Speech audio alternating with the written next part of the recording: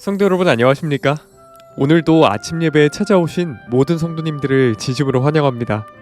하나님께서는 태초에 아담과 하와에게 해야 할 일을 주셨습니다. 그리고 성경은 일하는 것이 축복이라고 말하고 있습니다. 일하는 것이 어떻게 축복이 될 수 있는지 오늘 말씀을 통해서 꼭 확인해 보시길 바랍니다. 이제 기도하겠습니다.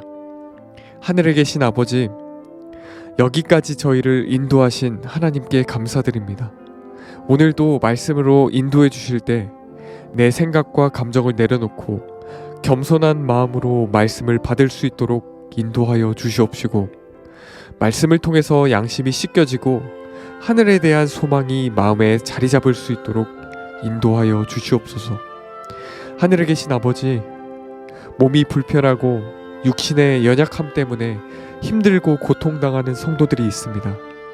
불쌍히 여겨 주시옵시고 하나님의 때에 치료하시는 역사를 통해서 하나님께 영광 돌리는 귀한 성도들 될 수 있도록 붙잡아 주시옵소서. 예수님의 이름으로 기도드립니다. 아멘. 오늘 저희가 함께 묵상할 제목은 일의 축복입니다. 이제 목사님께서 교제를 통해서 권면의 말씀을 전해주시겠습니다. 안녕하십니까 성도 여러분.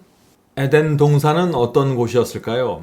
하나님께서 에덴 동산을 완벽한 장소로 만드셨을 텐데 에덴 동산에서 아담과 하와가 일을 하고 움직이고 활동할 필요가 있었을까요?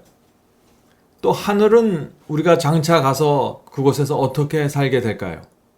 오늘은 좀 이 문제를 좀 살펴보도록 하겠습니다. 잠언 6장 6절에 보면 게으른 자여 개미에게로 가서 그 하는 것을 보고 지혜를 얻으라고 했습니다.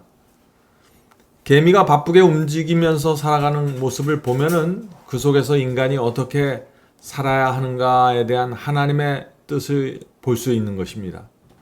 지혜가 무엇입니까? 지혜란 단순히 머리가 좋고 꾀가 많은 것을 말하는 것이 아니죠. 지혜는 하늘로부터 내려오는 것입니다. 그러므로 건강하고 행복한 삶을 사는 지혜를 받으려면 하나님께서 인류에게 주신 환경과 그들의 삶을 이해해야 합니다. 자, 우리 본문을 읽으면서 이 문제를 생각해 볼까요? 하나님께서는 우리의 첫 부모를 아담에 두시고 유용하고 사랑스러운 모든 것을 그들을 두르셨다. 그들의 에덴 동산에는, 에덴 가정에는 위안과 행복에 기여할 수 있는 것이 전혀 부족하지 않았다. 그러나 하나님께서는, 창조주께서는 아담이 일하지 않고는 행복할 수 없음을 아셨다. 자, 에덴 동산은 어떤 곳이었을까요? 에덴 동산에서 아담과 하와는 아무것도 하지 않고 찬양만 부르고 검은 곳 하면서 쉬기만 했을까요? 그렇지 않습니다. 성경은 신락원과 복락원의 이야기라고 합니다. 창세기에서 인간은 낙원을 잃어버리는 신락원의 이야기를 나오고, 계시록 마지막 장에서 잃어버린 낙원을 다시 회복하는 복락원을 보게 됩니다. 사도 요한은 계시록 마지막 장에서 하늘에 대해서 이렇게 묘사했습니다. 계시록 22장 1절부터 2절입니다. 맑은 생명수의 강을 내게 보이니 하나님과 및 어린 양의 보좌로부터 나서 길가운데 흐르더라. 강 좌우에 생명나무가 있어 12가지 실과를 맺히되 달마다 그 실과를 맺히고 그 나무 잎사귀들은 만국을 소송하기 위하여 있더라. 자, 하늘에도 그렇고 에덴 동산에도 그렇고 아름다운 자연계가 있습니다. 계시록 22장에 나오는 이 하늘의 모습은 아름다운 자연계죠. 또 에덴 동산도 아름다운 자연계였습니다. 하나님께서는 이 인간이 자연계 속에서 활동하고 일하면서 행복을 누리길 원하셨던 것입니다.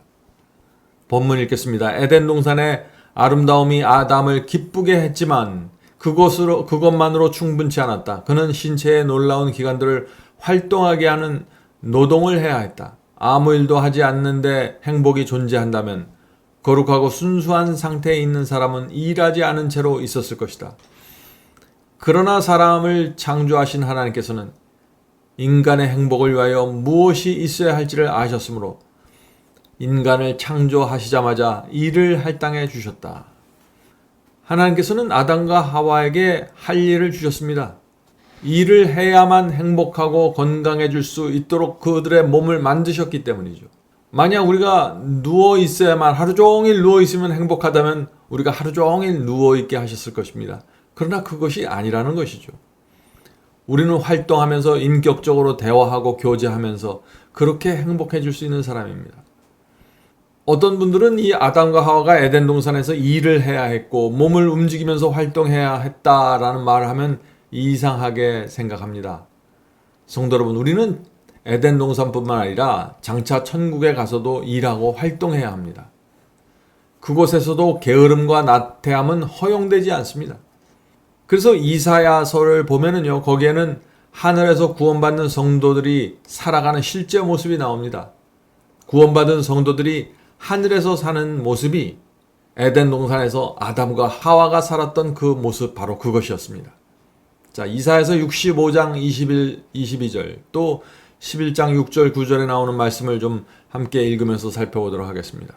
그들은 구원받아 하늘에 간 사람들이죠. 그들이 가옥을 건축하고, 자, 하늘에서 가옥을, 집을 건축하는 일이 있다는 것입니다. 가옥을 건축하고 그것에 거하겠고 포도원을 재배하고 열매를 먹을 것이며 그들의 건축한 때에 타인이 거하지 아니할 것이며. 자, 하늘에 가서 집을 짓고 포도원 재배해서 열매를 먹습니다. 아름다운 자연 속에서, 안전한 환경에서 일하고 집 짓고 농사를 짓게 될 것입니다. 인간을 위해서 가장 완벽한 환경을 하나님께서 만드셨는데 바로 이런 모습이라는 것입니다. 계속 읽겠습니다. 그들이 지배한 것을 타인이 먹지 아니하리니 이는 내 백성의 수완이 나무의 수완 같겠고. 자, 우리가 사는 생명의 연한, 우리의 인생의 길이가 나무 같다 그랬습니다. 나무와 같이 길다 그랬어요. 이것은 나무만큼만 살고 죽는다는 뜻이 아니죠. 히브리인들에게 이 나무처럼 산다 하는 것은 영원히 사는 것을 의미하는 것입니다. 계속 읽겠습니다. 나의 택한 자가 그 손으로 일한 것을 길이 누릴 것이며 그때 이리가 어린 양과 함께 누우며 송아지가 어린 사자와 암소와 곰이 함께 누우며 송아지와 어린 사자와 살찐 짐승이 함께 있어 어린아이에게 끌리며 암소와 곰이 함께 먹으며 그들의 새끼가 함께 엎드리며 사자가 소처럼 풀을 먹을 거며.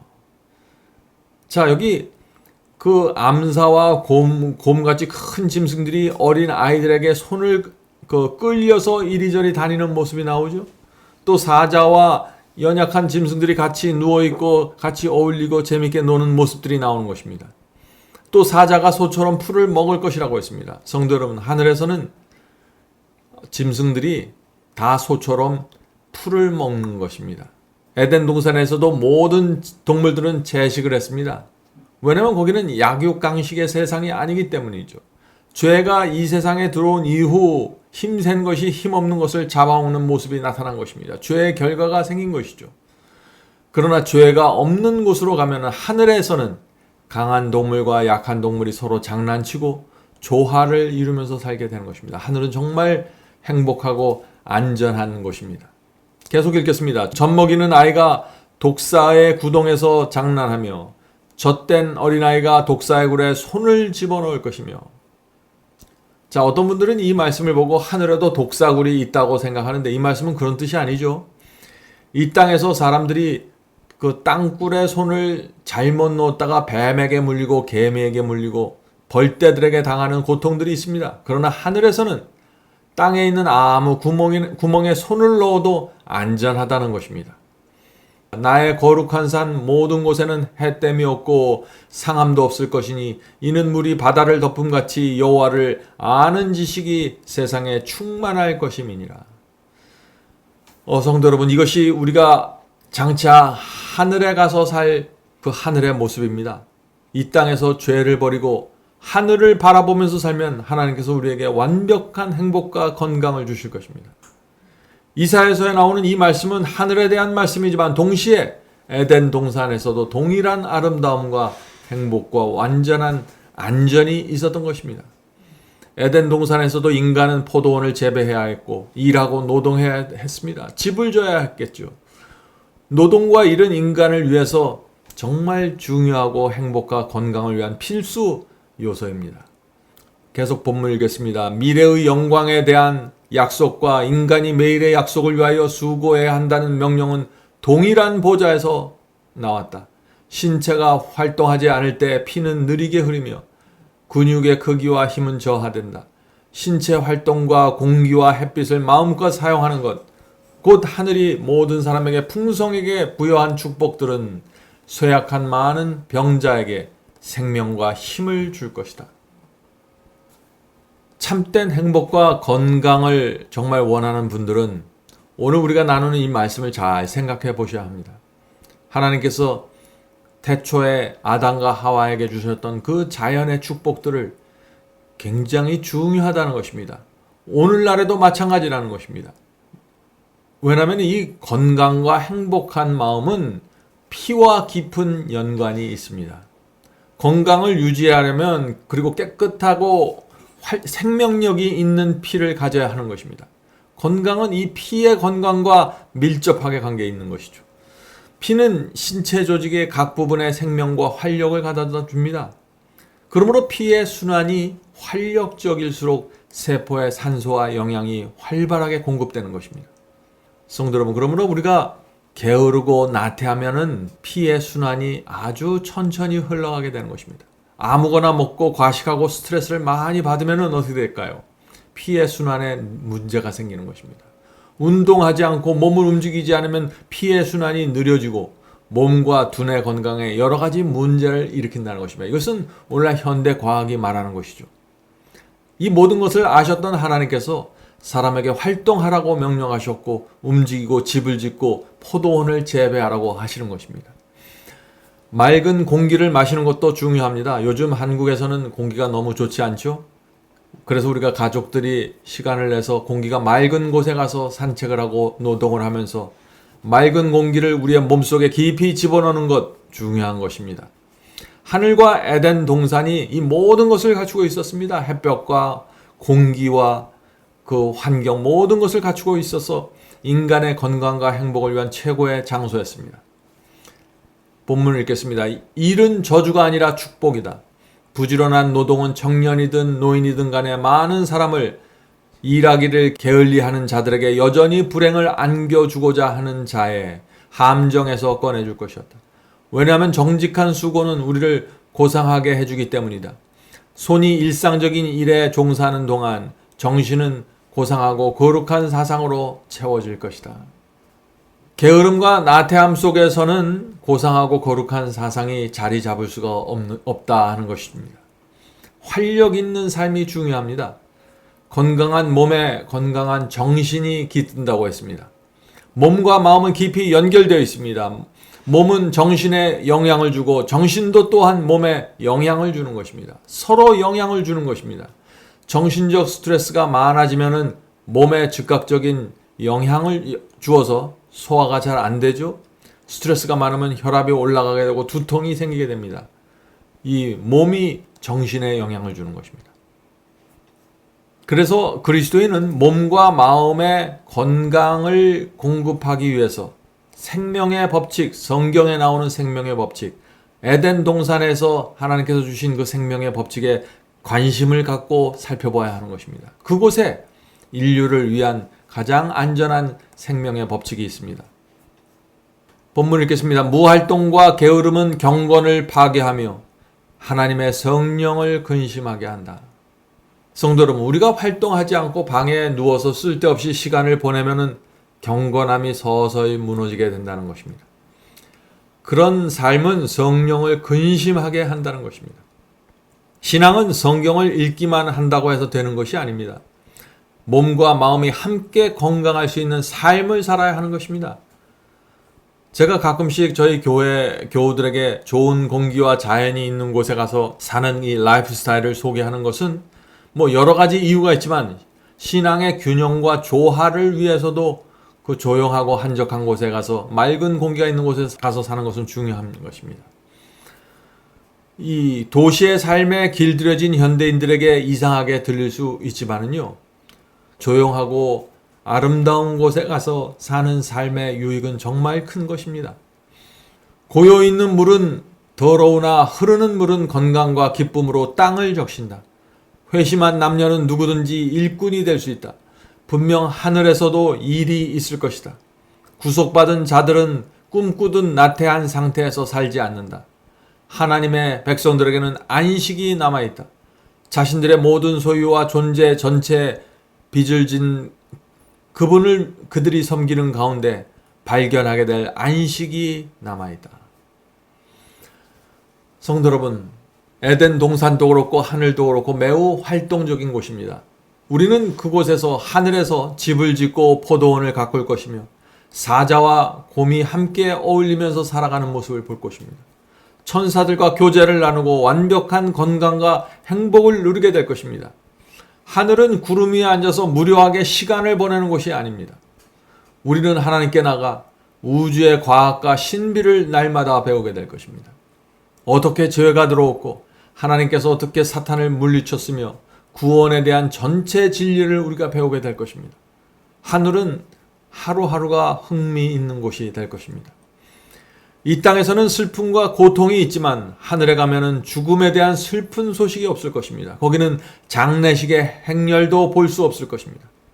하늘에는 눈물을 흘리게 할 모든 원인이 없을 것입니다.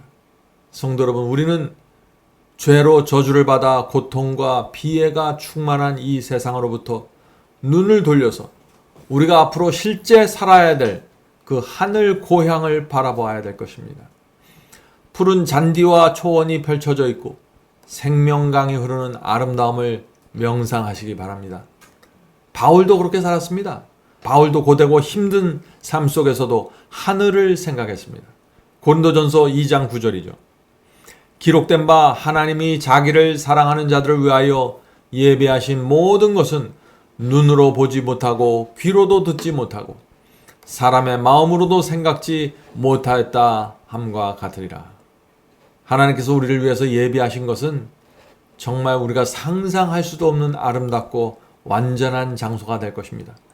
오늘도 하나님께서 우리를 위하여 준비하신 그 하늘을 바라보면서 게으름과 나태함을 물리치고 선으로 악을 이기면서 살게 되길 간절히 바랍니다. 이제 기도하겠습니다.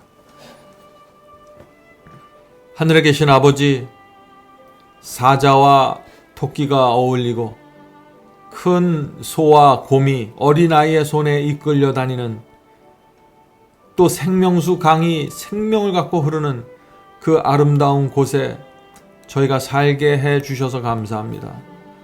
주님, 저희가 이 땅에 사는 동안 하늘을 바라보면서 살 수 있도록 도와주시옵소서.